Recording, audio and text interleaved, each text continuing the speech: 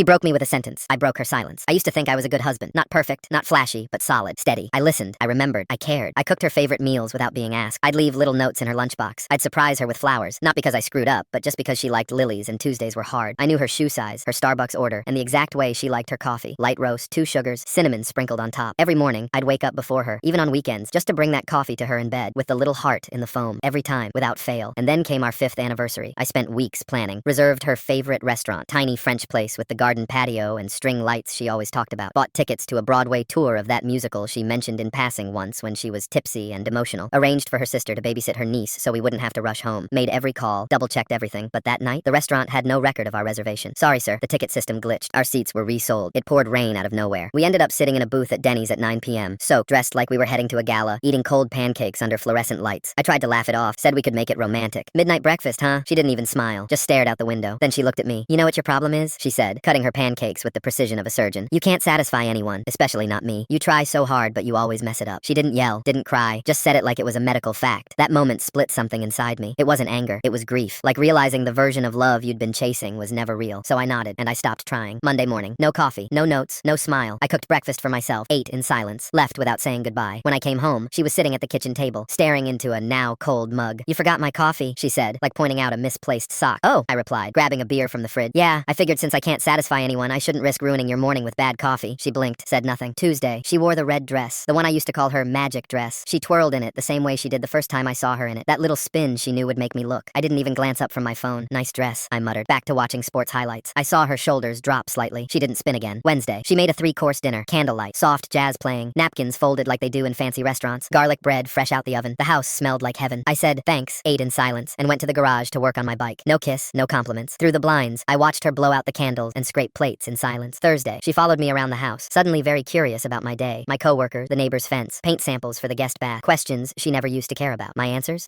Up to you. Whatever. Each response delivered without eye contact, just enough to be polite, not enough to mean anything. Friday. She was trying now, full effort. Favorite breakfast, just how I liked it. Runny eggs, crispy bacon, toast with apricot jam. She cleaned my home office, organized my cables, wiped down my monitors, even bought me a 6-pack of that craft beer I only ever splurged on for my birthday. And that night, she cracked. I was in the garage, wiping down a socket wrench, when she stood in the doorway. Why are you being like this? She asked, voice sharp but trembling. I turned slowly, set the wrench down. You told me I can't satisfy anyone. I'm just saving us both the disappointment. She opened her mouth to argue, but stopped. That's not what I meant, she said, softer this time. I looked at her, really looked. Isn't it? Because when you said it, you looked right at me, like you meant it. Her eyes welled up, but she didn't cry. She stood there for a long time, like she was waiting for the version of me who would hug her and say, it's okay, I understand. The guy who always forgave, always smoothed things over, but he wasn't home. I picked up my wrench, turned back to my tools. Sometimes people don't realize what they had until the person who spent every day trying to please them finally stops.